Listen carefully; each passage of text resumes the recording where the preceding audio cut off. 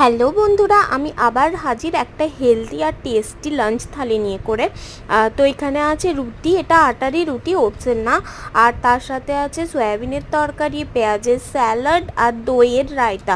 দইয়ের মধ্যে আমি শসাটা কুড়ে নিয়েছি, আর মশলার মধ্যে দেখো আমি নিয়েছি জিরে গুঁড়ো, হালকা ভাজা ওই লঙ্কা গুঁড়ো, আর তার সাথে বিট লবণ নিয়েছি, বা হিমালয়ান রক সল্টও তোমরা নিতে পারো। তো এখানে আমার একটাই জিনিস দেখানো, সেটা হচ্ছে প্রোটিনের মাত্রাটা।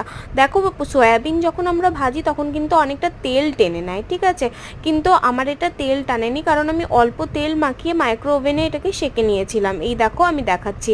আর অনেকে আলু না দিলে সয়াবিনের তরকারিটা ঝোলঝোল হয়ে যায়, তো সেই কারণে অনেকে আলু দিয়ে ফেলে, কিন্তু আমি এখানে দেখো ছোট্ট ছোট্ট বেগুন কেটে দিয়েছি, যাতে গ্রেভি, মানে গ্রেভি ঠিক নয়, যেন মাখো মাখো হয় তরকারিটা এবং খেতে